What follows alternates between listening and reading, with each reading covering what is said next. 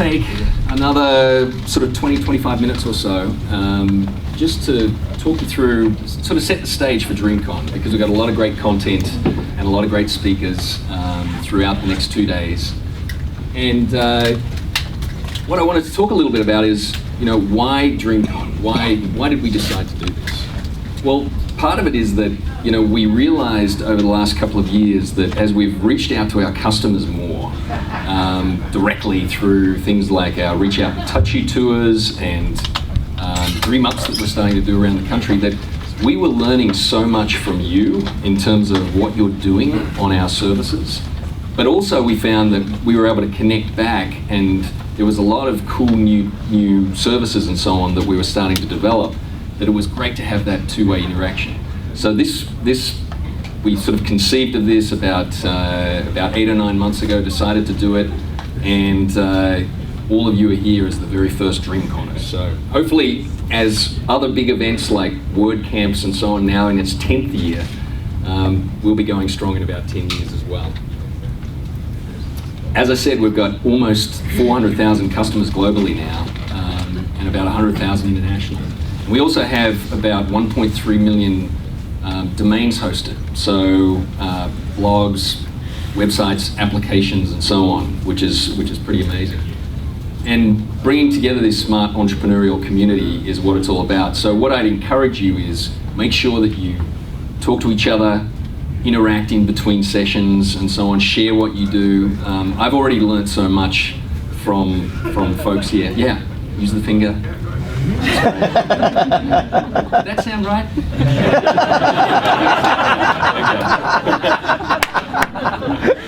Okay. Note to self. Okay.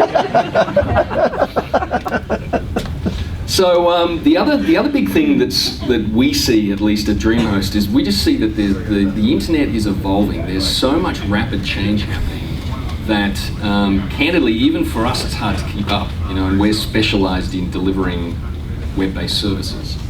But I wanted to throw a few things out to you guys to see if you sort of know what these numbers are or what these numbers mean.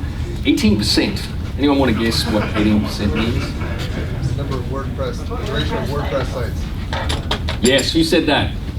Very good. So it's actually 18.9% of the world's websites and blogs now run on WordPress. And right after this, we're going to have Matt Mullenweg speaking here on stage, which is really cool. That's amazing, and that's an incredible community, and that's an application that's been built by a community over a good 10 years or so, and that's one of the things that I think we all need to learn from, because there's now a lot of other open source technologies that we're also involved in that are really starting to gain traction, and developers, programmers, business teams and so on, we're all figuring out exactly how to do it together.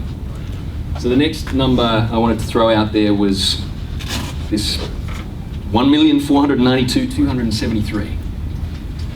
Any guesses? Websites at DreamHost. No. Cloudflare. Cloudflare is a startup. They're a sponsor here today. A couple of the Cloudflare folks.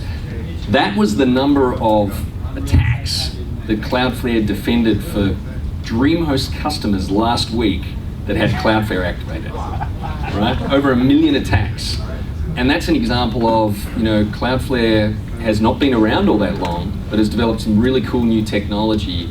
But it's also an example of just the sheer number of security threats that are coming at not only, companies like us, but WordPress and so on and so forth. So there's a lot of innovation there, and we wanted to make sure that that's part of the conversation, and that you guys learn the best ways to, protect your services.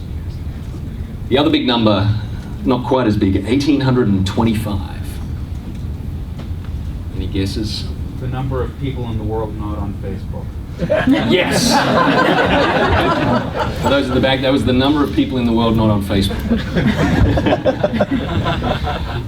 I think my parents resisted going on Facebook, and now they're on Facebook. And I'm about to leave, I can't be on Facebook if my parents are on Facebook. I'm with you. But no, 1,825 is actually the number of applications for the new top-level domains that are slated to come out over the next year or so, which is really important for you guys. These are names like .shop, .web, .ninja. It's great. But so Enom, who's also here, is helping us as a company really understand how to present those, how to basically enable you, if you're a developer or if you're a designer, or if you're working with customers and clients yourselves, how to take advantage of these new domains, what you should use them for, and that sort of thing. 5.12. Okay. That's actually the capacity of the network that we have installed in terabits per second in our data center. 5.12 terabits per second, and we had the help of Juniper on that. The reason for that is that it's incredible. If you look at the charts and graphs of internet traffic to our sites, particularly as mobile continues to come on, mobile access to sites and blogs and so on, it is just going up and to the right. So, service providers like us and end users like you really need to understand the dynamics of that. Increasingly you're having to use caching, you're potentially having to use CDN and so on to actually serve up that traffic, because the traffic is really spiking.